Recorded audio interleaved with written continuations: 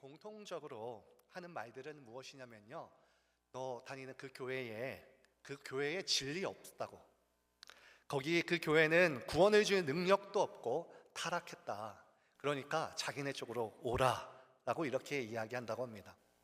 많은 분들이 그래서 교회에 떠났다라는 것이 통계적으로도 증명되고 있는데요, 또한 한편으로는 요즘에 교회 잘 안 나간다는 소리가 많이 들리는데 왜 안 나가시냐고 이렇게 물어보면 그 이유는 대개 누군가로부터 내가 상처를 입어서, 혹은 누군가에게 실망해서 내가 이제 요즘에 교회 안 나간다라고 이야기하곤 합니다. 이전과는 다르게 요즘에는 너무나도 개인주의적으로, 그런 개인주의화 되어서요, 교회에 대한 평가와 그런 분위기 때문에 참 교회에 안 나간다고 하는 그런 이야기들이 참 많이 들리는데요, 어떠한 이유 때문이라도 여러분, 교회에서부터 이탈하는 것은요 스스로 굉장히 불행한 것입니다. 그 이유는 무엇이냐면 교회는 매우 중요하기 때문입니다. 오늘 본문이 마태복음 16장 18절, 18절에 보면 유명한 베드로의 고백이 나오는데요, 이때 예수님께서는 베드로의 그 고백 위에, 베드로의 그 믿음의 고백 위에 교회를 세우겠다라고 말씀하십니다. 베드로의 여기서 말하는 이 베드로라고 하는 이 반석은 예수님이 하나님의 아들이십니다 라고 하는 고백이고요, 이 고백 위에 교회가 세우겠다, 교회를 세웠다라고 하는 말입니다. 곧 다시 말하면 예수님을 믿는 자들, 믿는 사람들이 교회다라고 하는 겁니다. 성경에서 교회라고 하는 그 원어인 헬라어를 보면 에클레시아라고 되어 있는데요, 이 뜻이 무엇이냐면요, 불러내심을 받은 사람들이라고 하는 뜻입니다. 출애굽 때 예루살렘 사람들이 그 애국 가운데서 종살이를 할 때 하나님께서 그들을 불러내심을 받았기 때문에 성경은 그들을 향하여서 광야교회라고 부르는데요, 저희 모두들도 이 세상 가운데에서 하나님을 알지 못하는 자들 속에서 하나님의 그 의로우심에 의해서, 하나님의 그 선하신 인도하심으로 불러내심을 받았기 때문에 우리들이 또한 교회라고 하는 것입니다. 곧 교회란 무엇이냐라고 한다면 교회는 건물이 아니라, 예배드리는 건물이 아니라 사람이 곧 교회입니다. 우리가 드리는 이 예배당, 이 건물은 교회가 아닙니다. 저의 스승이셨던 목사님께서 이렇게 이야기를 하셨었어요. 교회는 천국에 가는데 예배당은 천국에 가지 않아. 우리 주님이 피 흘려 사신 것은 교회지 예배당이 아니야. 예배당이 필요하지 않다는 걸 말하는 것이 아니라 이 교회가 바로 사람이라는 것입니다. 예수님이 십자가에 달려 돌아가신 것이 예배당을 위한 것이 아니라 사람 때문이라는 거죠. 곧 이 교회가 사람이다 라는 말은요, 이 교회의 본질이 교회가 얼마나 큰지, 교회가 얼마나 멋있는지, 그 교회에 체육관이 있는지 없는지, 그런 것이 아니라 이 교회를 다니는 성도들이 중요하다는 겁니다. 요한계시록 2장에서도 하나님께서 7 교회를 향하여서 그렇게 말씀하실 때 그 교회에 대해서 그 건물이 어떻다든지, 혹은 그들의 위치가 좋은지 나쁜지에 대해서 말하는 것이 아니라 그 교회에 다니고 있는 성도들의 특징, 그들의 행태에 대해서 말하고 있습니다. 곧 하나님의 시선은 하나님의 양떼인 그곳에 있는 성도들에게 있다는 겁니다. 그러므로 교회의 본질은 그곳에 모인 믿는 자들의 무리가 교회다라고 하는 것인데요, 성경은 이 교회에 대해서 그리스도의 몸이다, 그리스도의 몸이 교회다라고 말하고 있습니다. 이 몸이라고 할 때 여러분 한번 생각해 보세요. 누군가는 손이고, 누군가는 발이고, 누군가는 이 몸통이 되어지는 거예요. 곧 교회 안에서 모든 사람들은 조금씩 다릅니다. 믿음도 똑같지가 않아요. 어떤 사람의 믿음은요, 아주 성숙해서요, 우리 예수님을 닮으신 분들도 있으시고요, 또 어떤 사람은 아직 어린 아이처럼 많은 챙김이 필요한 사람들도 있습니다. 너무나도 그래서 다양하다 보니까 교회 안에서는 다툼도 일어나고 좋지 않은 모습이 보여지기도 하는데, 그 이유가 바로 너무 다르다는 것, 다르기 때문입니다. 그래서 우리가 신앙생활을 할 때 절대로 사람을 보면서 교회에 다니거나 신앙생활을 하면 그러면 안 돼요.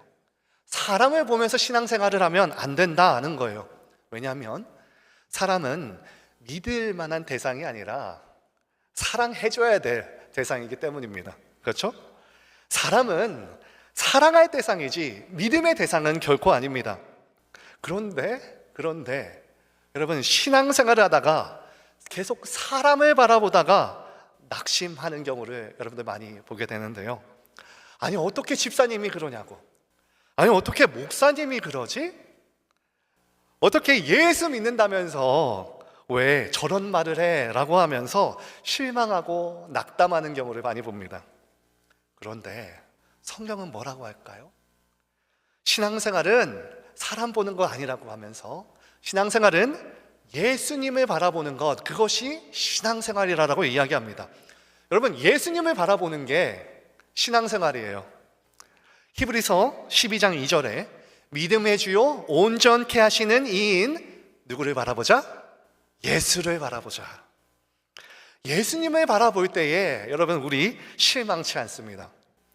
사람을 바라보면 실망하고 실패하지만 예수님을 바라볼 때에 신앙생활에서 성공할 수 있습니다.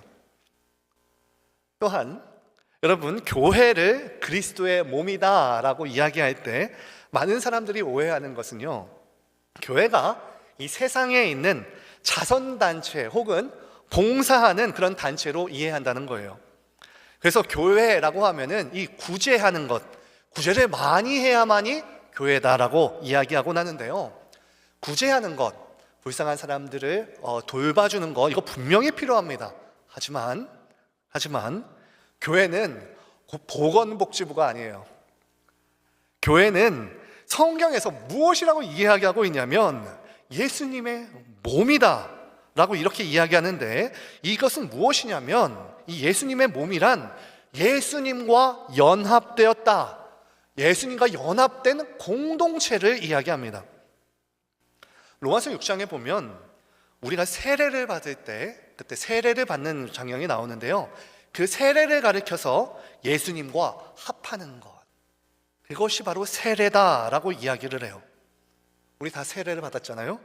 곧 예수님과 한 몸이 되었다는 것, 이것 때문에 우리는 죄로부터 죽은 자고 하나님의 의에 대해서 살아가는 자라고 말씀하고 있는데, 곧 뭐냐면 예수님과 연합된 공동체가 먼저다라는 거예요. 다른 사람보다 예수 그리스도로 하나 된 공동체, 그 예수님만 바라보는 공동체가 바로 이 교회다라는 겁니다. 특히 예배소서 1장 22절과 23절에 보면 교회의 머리가 예수 그리스도다라고 이야기를 하는데요, 이렇게 되어 있습니다. 또 만물을 그 발 아래 복종하게 하시고 그를 만물 위에 교회의 머리로 삼으셨느니라. 여기서 머리라고 할 때에 여러분, 한번 저희들의 몸을 한번 생각해 봤으면 좋겠습니다. 우리의 몸은요, 머리로부터 정보를 공급받거나 머리로부터 명령을 받아야 움직입니다. 그렇죠? 이처럼 교회된 우리도 머리로부터 무언가 공급받아야만 우리가 바로 살아갈 수 있는데, 그것이 무엇이냐면 바로 은혜입니다. 은혜가 없이는 우리는 하나님의 일을 하나도 할 수가 없어요. 은혜 없이 움직이다가 쉽게 고장나고 맙니다. 몸은 움직이는데 영양분이 없으니까 우리가 불평불만이 쌓이고요, 금세 지치고 힘이 듭니다. 그렇죠? 특히 교회에서의 직분을 한번 생각해 보세요. 직분을 사모했고요, 교회에서 직분을 받습니다. 그런데 직분을 받고 나니 어떤가요? 직분에 맡겨진 일들을 하는 데 있어서요, 때때로는요 하기 싫기도 하고요, 내가 왜 하나 싶기도 하고요, 결국 시험에 들고 맙니다. 왜 그럴까요? 네, 은혜가 없기 때문입니다. 은혜를 사모하는 것, 은혜를 사모해야지만 우리가 제대로 우리 교회된 몸으로서 바로 움직일 수 있는 거예요. 하나님으로부터 은혜를 사모해야 되는 거예요. 사람으로부터가 아닌 하나님으로부터의 은혜를 사모하는 저와 여러분들 되시기를 진심으로 소망합니다. 요한복음 15장 2절에 무릇 내게 붙어 있어 열매를 맺지 아니하는 가지는 아버지께서 그것을 제거해 버리시고 무릇 열매 맺는 가지는 더 열매를 맺게 하려 하여 그것을 깨끗게 하시느니라. 여러분, 은혜를 공급받지 못하면 언젠가 시험 들어서 썩어서 굳어지고 결국에 끊어져 버릴 수 있습니다. 그러므로 은혜 받아야만 합니다. 그렇다면 어떻게 은혜를 받을 수 있을까요? 어떻게 우리 은혜 받을 수 있을까요? 그것은 하나님께 모든 것을 내어 맡길 때 가능합니다. 여러분, 우리 몸을요 누가 주장하나요? 팔이 자신의 의견을 주장하나요? 발이 내 욕심을 말하고 내 뜻대로 막 가야 되는 걸까요? 아니죠. 그건 우리의 몸은 머리가 몸을 주장합니다. 그렇죠? 머리가 몸을 주장하는 것처럼 교회는 누가 주장해야 할까요? 네, 예수님이 주장해야만 해요. 여러분, 우리 신앙생활이 참으로 신기하게도요, 나의 목적, 내 욕심을 가지고 움직이면 신앙생활이 힘들어집니다. 처음에야 뭔가 내가 의지를 가지고 함께 으쌰으쌰 해가지고 뭔가 괜찮은 것 같은데요, 시간이 지나면 지날수록 이상하게 어려워져요. 왜냐고요? 머리 된 그리스도가 주장하도록 나를 내버려 두는 것이 아니라 내가 나를 주장하니까 그렇습니다. 여러분, 많은 사람들이 이것을 우리 교회, 이 미국에 있는 이민교회도 그렇다고 하더라고요. 우리 한국교회, 이 이민에 있는, 이 미국 땅에 있는 한국교회는 자신의 뭐라고 그러냐면 믿음이 있는데 이 믿음보다 침묵이 더 위에 있다고 얘기해요. 그렇죠?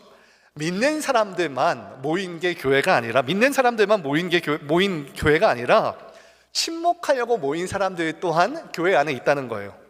그러니까 너무 믿음 강조하지 말라고, 좋은 말만 해달라고, 다른 곳에서도 상처 우리 많이 받는데 교회에서 상처 받지 말자고.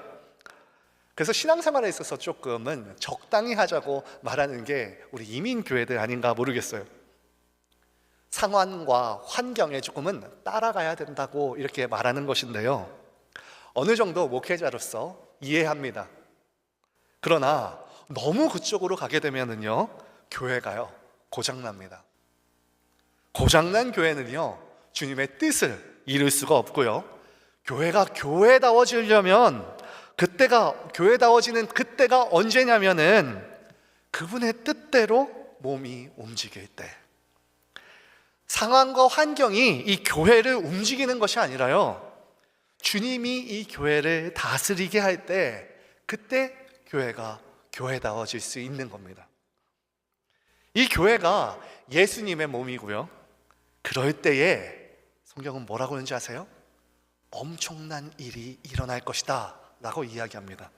그것이 엄청난 일, 무엇일까요? 오늘 본문 19절에 그것이 나와 있는데요, 제가 한번 읽어보도록 하겠습니다. 본문 19절입니다.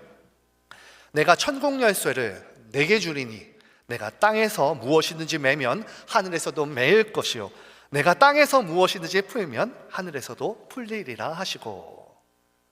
그러한 교회에게 뭘 주셨다고요? 천국 열쇠를 교회에 주었다. 오늘 19절에 이 19절은요, 이 앞절인 이 18절에서 베드로의 고백 위에 교회를 세우고 그 교회에 천국 열쇠를 주었다라고 말씀하고 있습니다. 자, 이곳에서 우리 잘 살펴봐야 되는데, 여러분, 어떤 곳에서는 이 천국 열쇠를 그거는 베드로에게 주었다라고 해석을 하더라고요. 그래서 베드로의 혈통을 지닌 교황이 그것을 가지고 있다, 그 열쇠를 가지고 있다라고 이야기를 해요. 그래서 교황이 풀면 풀리고 닫으면 닫히고, 그래서 결국에 이 교리가 어디로까지 이어지냐면 교황은 어떠한 오류도 없다라고 이야기해요. 하지만 이러한 교리들은요, 이러한 해석들은 우리에게 조금 갈급함을 줍니다. 왜냐하면 교황이 바뀔 때마다 다른 이야기를 하거든요. 결국에는 이 진리에 대한 갈급함이 생겨날 수밖에 없는 것인데, 여러분 한번 생각해 보자고요. 자, 열쇠란 문을 열고 닫는 거예요. 그렇죠? 그렇다면 천국 열쇠는 무엇일까요? 천국을 열고 닫는 거죠. 요한계시록 3장 7절에 이렇게 나와 있습니다. 다윗의 열쇠를 가지시니 곧 열면 닫을 사람이 없고 닫으면 열 사람이 없는 그가 이르시되. 여기서 그는 누굴까요? 네, 예수님. 여러분, 우리가 다 알다시피 천국에 들어가게 하는 거 누구죠? 누가 어떻게 들어갈 수 있을까요? 예수 그리스도를 믿음으로 들어가는 거죠. 결국에 이 천국 열쇠는 무엇이냐면 이 예수님의 복음, 이 예수님의 그 십자가에 달려 돌아가시며 부활하신 그 사건, 그것이 누구를 위해서? 나를 위해서 돌아가시는 그 복음이 바로 이 천국 열쇠다라고 하는 거예요. 복음의 이 기쁜 소식이 바로 이 천국 열쇠인 겁니다. 마태복음 4장 23절을 다 같이 한번 읽어볼까요? 마태복음 4장 23절입니다. 한번 같이 읽어보겠습니다. 준비 시작. 예수께서 온 갈릴리에 두루 다니사 그들의 회당에서 가르치며 천국 복음을 전파하시며 백성 중에 모든 병과 모든 약한 것을 고치시니. 이 예수님이 전하시는 것이 이 천국에 들어가는 키였고요, 그것이 바로 복음이었습니다. 그것 때문에 예수님이 오신 것이었어요. 이후에 이 복음이요, 십자가와 그 부활로서 하나님의 그 놀라우신 계획임이 드러나는데, 곧 로마서 1장 16절에 이 복음을 믿는 자들에게 구원을 주시는 하나님의 능력이 됨이라. 이 복음의 능력, 천국 열쇠, 여러분 이 귀한 걸 어디에다 맡기셨다고요? 교회에다가 맡겼다. 여러분, 그렇다면 우리 교회 귀할까요? 안 귀할까요? 교회 중요할까요? 안 중요할까요? 너무나도 중요하겠죠?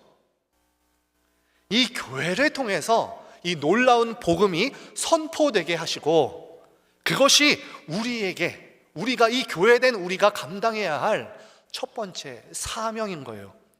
마태복음 28장 19절에 여러분들 외우시나요? 한번 같이 해볼까요? 그러므로 너희는 가서 모든 민족을 제자 삼아 아버지와 아들과 성령의 이름으로 세례를 베풀고 내가 너희에게 분부한 모든 것을 가르쳐 지키게 하라. 볼지어다 내가 세상 끝날까지 너희와 항상 함께 있으리라. 아멘. 그 천국 복음을 우리 주님이 교회에게, 우리 교회된 자들에게 맡겼습니다. 여러분, 그러므로 이 교회의 1차적인 사명이 이 천국 복음을 전파하는 것인데, 교회가 이 복음을 교회되지 않는다면, 교회가 고장나버리면 이 복음을 전파할 수가 없는 거예요. 그래서 우리가 교회로서 바르게 교회다운 모습을 지녀야지 사람들이 우리를 보고 우리 가운데 나왔을 때 천국에 가게 하는 것이 무엇인지 깨닫게 되어지는, 우리들의 행동과 말하는 것을 통해 듣고 그들의 믿음 안에서 생겨나며 그때에 천국 가게 되는 그런 놀라운 일들이 있게 되어지는 것, 이것이 바로 교회의 첫 번째 사명입니다. 그렇기 때문에 교회 매우 중요해요. 또한 하나님께서 우리 교회에게 주신 두 번째 또 다른 사명이 있습니다. 그것이 무엇이냐면 바로 목회 명령이에요. 요한복음 21장 17절에 부활하신 예수님께서 갈릴리 강가에서 제자들을 만나셔요. 그리고 제자 가운데에서 베드로라고 하는 그 제자들의 대표에게 물어보십니다. 요한의 아들 시몬아, 너가 나를 사랑하느냐? 그러자 이 시몬 베드로가 깜짝 놀라서 다시 한번 이렇게 고백합니다. 자기가 배반했었는데 주님께서 나를 사랑하신다 물으시니 깜짝 놀라서 네 주님, 제가 주님을 사랑합니다. 그러자 예수님께서 그러시죠. 너가 정말 나 사랑하니? 네, 그렇습니다. 그래서 다시 한번 세 번째 물으시죠. 너가 나 사랑하니? 주님이 하시죠. 그리고 나서 예수님께서 베드로에게 명령하십니다. 그럼 내 양을 먹이라. 이 17절을 읽어보면 이렇게 나와 있어요.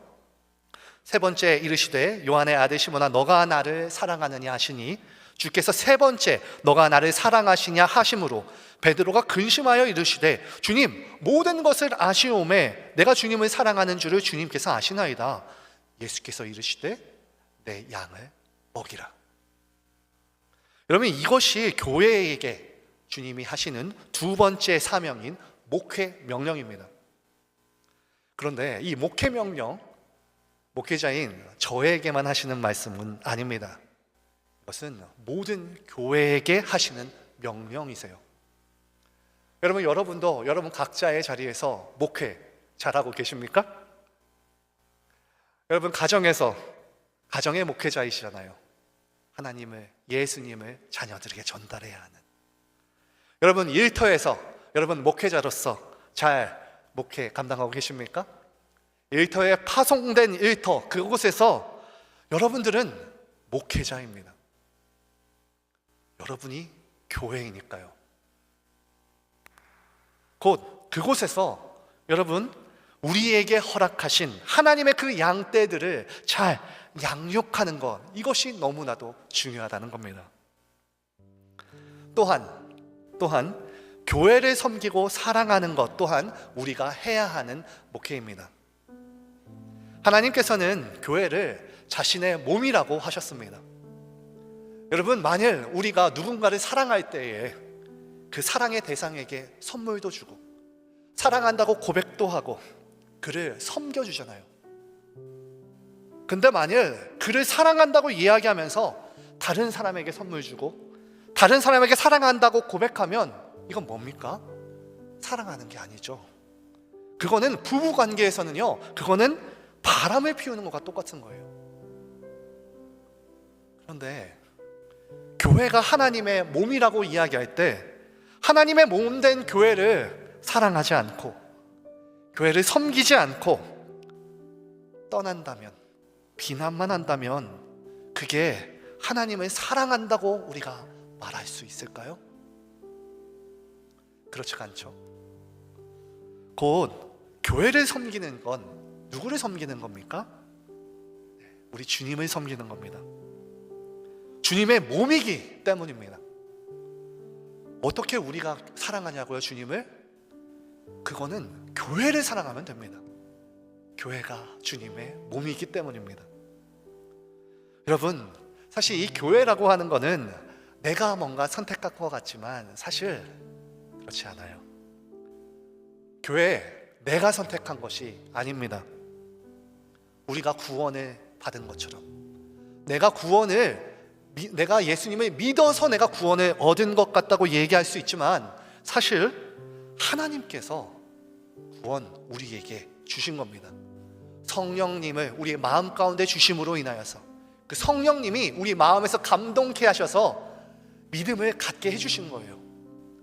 그건 내가 믿어서 된 게 아니라 성령님께서, 하나님께서 우리에게 믿음을 주셨다라고 고백되어지는데, 이것처럼 이 구원받았다라고 하는 이것처럼 교회 또한, 그리고 또한 우리의 인생 또한, 우리의 가정 또한 내가 선택한 것 같지만 사실 하나님의 놀라운 섭리 속에서 우리를 이곳으로 불러주신 겁니다.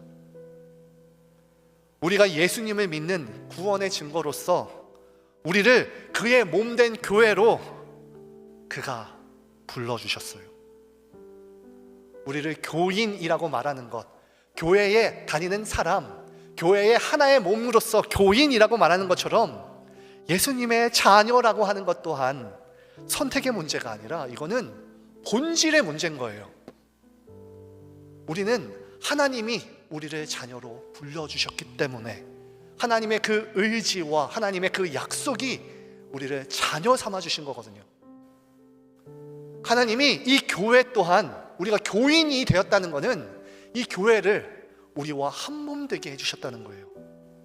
이 본질적인 이 만족과 감사가 우리의 마음 가운데 있어야 되는데 그렇지 못한 거예요. 이 시대에는 너무나도 그 나무의 줄기 예수님의 그 교회로부터 너무나도 떨어져 있는 가지들이 많은 것 같아요. 만일 그렇다면 우리 주변에 그런 사람이 있다면 서둘러서 돌아오도록 여러분 권고하시고 그들과 함께 해주시기를 바랍니다. 또 기도해 주시기를 바라요. 이 본질 하나님께서 해주신 약속과 하나님의 그 의지가 우리에게 만족과 감사로 나아가게 합니다. 여러분 신앙생활은 혼자 하는 것이 아니라 교회를 통해서 하는 것입니다. 여러분 달리기 할 때 혼자 하면 어떨까요? 네, 아주 짧은 단거리 같은 경우에는 혼자 할 수 있지만 장거리 달리기 혹은 마라톤 같은 경우에는요 혼자 달리면요 그거 완주하기 어렵습니다. 꼭 함께 그룹을 형성해서 달려야 해요. 혼자 가면 내 수준으로만 달리고 마무리될 것이지만 함께 달릴 때 서로 북돋아주고 서로 발을 맞추면서 달려면 속도는 조금 더딜지만 결국에 그 마라톤 완주할 수 있습니다. 완주에 성공할 수 있어요. 그렇기 때문에 그룹으로 달려가야 되는데 교회란 그런 것 같아요. 이 신앙생활 서로 이끌어주고 끌어주고 그리고 또한 용서해주고 잘못을 덮어주는 그런 모이는 곳이에요. 서로 어울리라고 서로 돌아보며 같이 하는 곳입니다. 여러분 목장이 얼마 전에 개강하였는데 여러분 목장 왜 합니까? 어울리라고 하는 거예요. 이번 또한 토요일에 광고를 보신 대로 축구대회도 나가요. 전혀 사실 관계없는 것 같지만 여러분 왜 나가야 되나요? 여러 가지 목적을 가지고 있긴 하지만 그 안에서 그래도 교제하고 서로 챙겨주고 서로 이끌어주고 서로 모이라고 어울리라고 그러는 겁니다. 신앙생활 하다가 다 그러겠지만 실망할 때 있잖아요. 때로 상처받아서 마음이 어려울 때 있습니다. 그럴 때에 혼자 놔둬보세요. 그러면은 그 자리에서 사실 혼자 일어나기 어렵습니다. 하지만 그때에 주변에서 다시 한번 격려하고 위로해주면서 함께 기도하자, 함께 예배하러 가보자 라고 하면서 여러분 다시 한번 그 신앙의 마라톤 완주해야 되지 않겠습니까? 우리 하나님께서는 혼자 내버려 두시는 분이 아니세요. 우리에게 구원만 딱 주시고요 너 이제 알아서 해봐라 한번 내버려 두지 않으십니다. 이 교회를 우리에게 선물로 주시면서 우리에게 함께하라고 신앙의 경주를 완주하라고 하세요. 여러분 이런 안전장치들 그것이 바로 교회들인 거예요. 교회. 여러분 이 교회를 가지고 여러분 주님께만 온전하게 진심으로 나아가는 저희 되기를 진심으로 소망합니다. 여러분 제가 한번 성경을 마지막으로 한 구절 읽고 오늘 말씀을 마치겠습니다. 원합니다. 에베소서 1장 23절 한번 볼까요? 에베소서 1장 23절 제가 한번 읽어볼게요. 교회는 그의 몸이니 만물 안에서 만물을 충만케 하시는 이의 충만함이니라. 한번 띄어놔 주시겠어요? 여러분 여기서 충만하게 하시는 이의 충만함이다. 이 뜻은 무엇이냐면 그것이 더도 아니고 덜도 아닌 완벽하다는 의미예요. 그런데 여러분 우리 교회로만 만족하고 있으십니까? 사실 저도 그런 것 같아요. 교회로만 만족하느냐라고 했을 때 그러지 못한 것 같아요. 다른 더한 것으로 내가 무언가 더 만족을 찾는 게 우리인 것 같아요. 조금은 더 많이 돈을 벌어야, 내 집이 어느 정도는 살아야, 내 자녀가 어느 정도는 해야, 자녀에게 어느 정도는 마련해줘야 그때 내가 만족하지 않나요? 그런 것 같지 않나요? 더 풍성하고 조금 더 있어 보이고, 그래야지만 뭔가 만족스러울 것 같아요. 그런데 오늘 본문이 뭐라고 그래요? 교회가 만족이다 라고 하는 겁니다. 이것은 성경에서 말씀을 살펴볼 때 이것은 약속과도 같습니다. 선포일 뿐만 아니라 약속이에요. 여러분, 지금 교회 가운데 만족스럽지 않으신가요? 아니요, 하나님께서 반드시 만족스럽게 해주실 겁니다. 그분으로 인해서. 여러분, 우리는 그러므로 이런 고백들이 필요한 거예요. 이런 고백들. 그분의 충만하심이 이 교회가 교회되게 하는 유일한 방법이시고, 그것이 하나님의 전부다.